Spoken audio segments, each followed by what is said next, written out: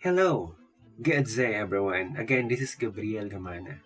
On this video, we will tackle the fifth topic under Chapter 3, the so-called Least Square Regression Line. So let's start! The previous topics under this chapter creates a polynomial that will represent the interpolated value, given that the interpolating polynomial will pass through all the data points. But in real-life scenarios such as research data, where the data points are scattered, creating an interpolating polynomial is difficult and may not be helpful to understand the logic behind the datasets. That's where the least square regression line becomes an important method. Because instead of creating an equation that will pass through all data points, it will rather create a line that will best represents all of the data points.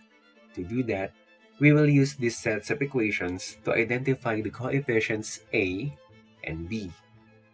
To understand, let me show you the derivations. Say that we have two values of y. This one is from the linear representation, while this one is just a row dataset. And the difference of these two is the error of the representation. We will square the error to minimize, since numbers less than 1 will tend to become smaller when multiplied to itself. Then, we will take the partial derivative with respect to coefficient a, as well as equating to 0. Simplifying the equation will give us, again, take the partial derivative with respect to coefficient b, as well as equating to 0. Simplifying the equation will yield, which is the equation of linear regression. To summarize, these equations will create a line that will spread around the mean values of the datasets. Now, we will quantify the quality of the representation by means of r squared, which is equal to these terms, where this term is the average of the y-coordinates. Curve fitting is said to have a good quality when r squared is closer to 1 or to the unity. To deeply understand the principle, let's solve a problem. Find the value of the function when x is equals to 30 using linear regression with the following datasets. Our goal is to create a linear equation that will best represent the data points. And to do that, we will use these equations. Let me just rewrite the data points x and y.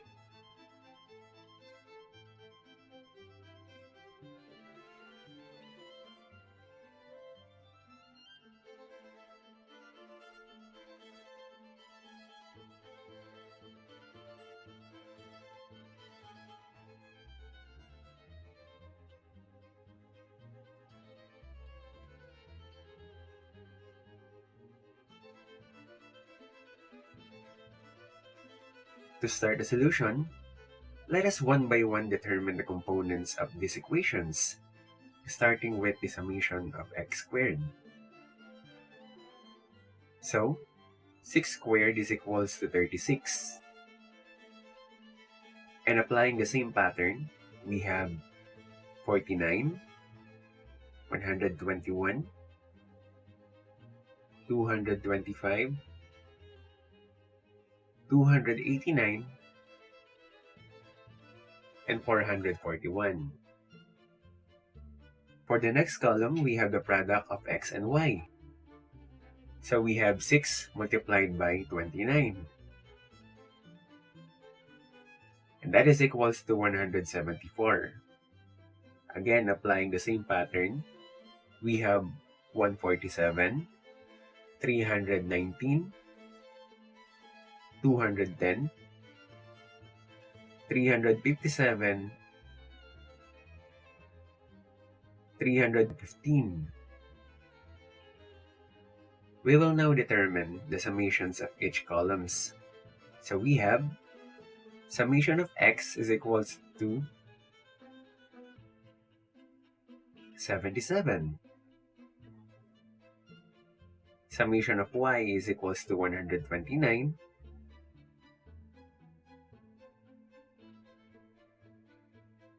Summation of x squared is equals to 1161.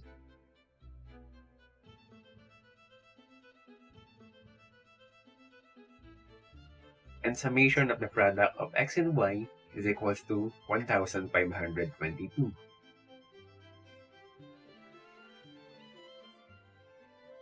Incorporating the summations with the equations of linear regression, we have a multiplied by 1,161 plus b multiplied by 77 equals 1,522, and that is equals to our equation number 1.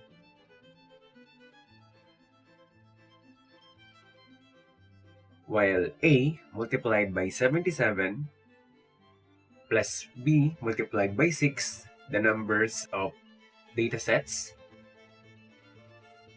equals to 129, and that is our equation number 2.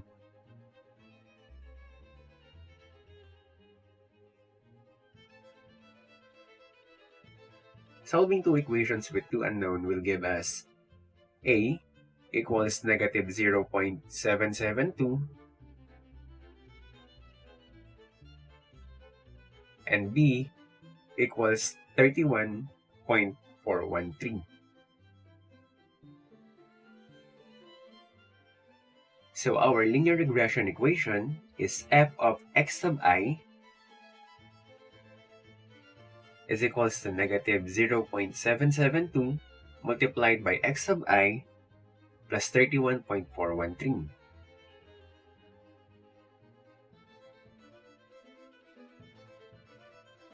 Now, using this equation, we can now estimate the value of the function with x equals 30. So f of 30 is equals to negative 0.772 multiplied by 30 plus 31.413. That is equals to 8.2401.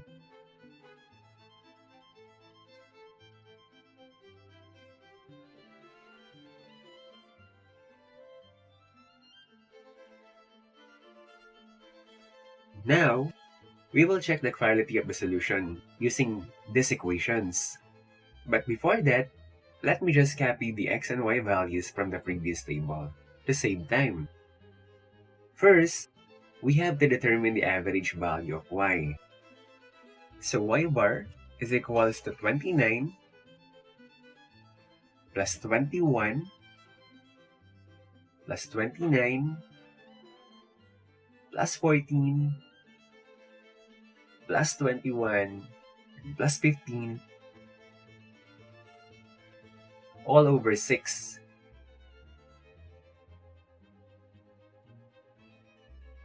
And that is equals to 21.5.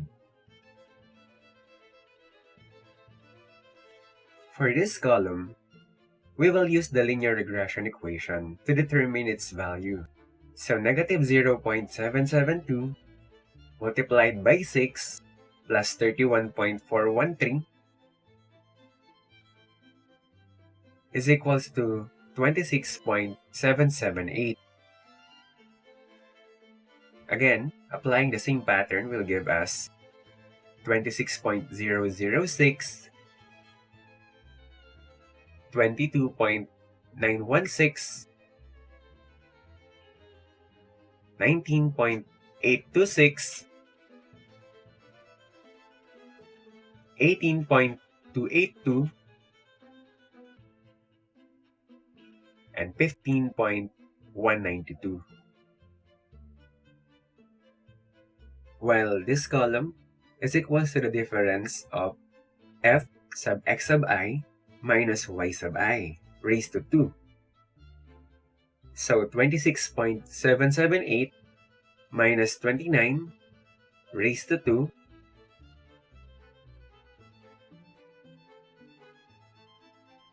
is equals to 4.936.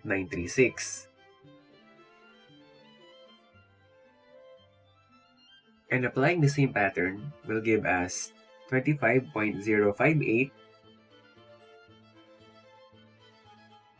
37.014, 33.947,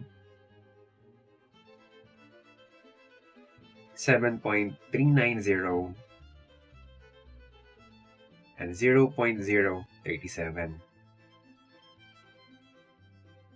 While for the last column, it is equals to the difference of f of x sub I and y bar raised to 2.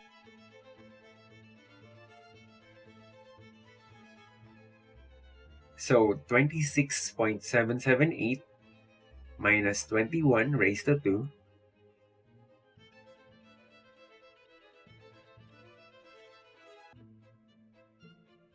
is equals to 56.25. And applying the same pattern will give us 0.25, 56.25,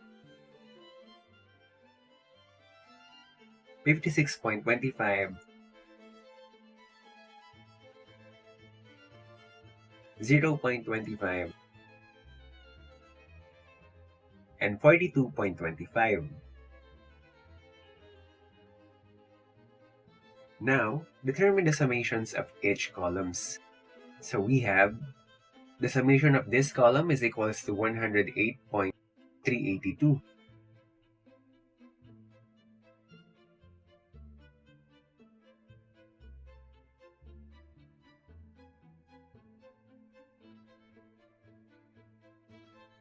While the summation of this column is equals to 211.5.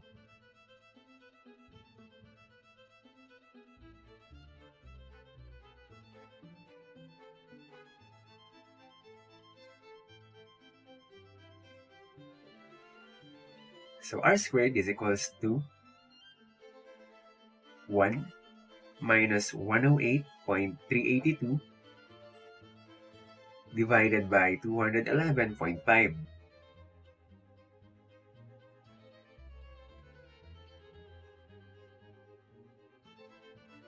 And that is equals to 0.4876.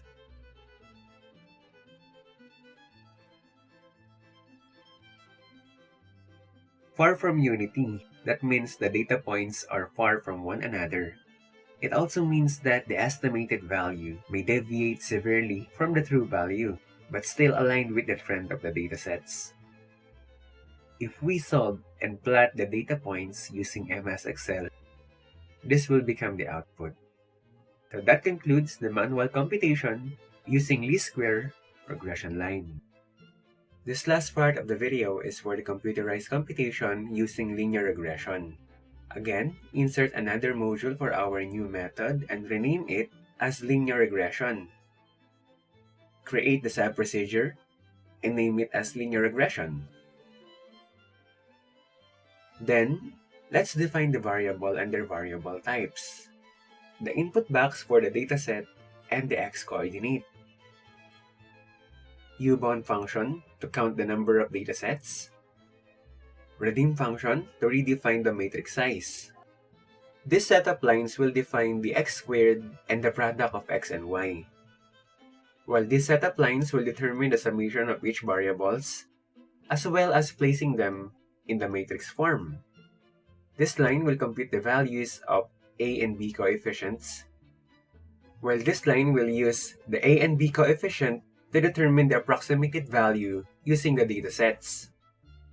This one will determine the average value of y, while this set of lines will determine the value of these equations.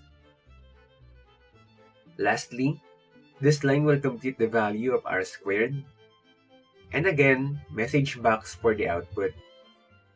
So if I run the code by pressing F5, it will ask me about the datasets as well as the x-coordinate. And by clicking OK, it will immediately present to me the approximated value of the function. So that's it for this video. Hopefully you learned something new. Thank you for watching and see you soon. Keep safe everyone.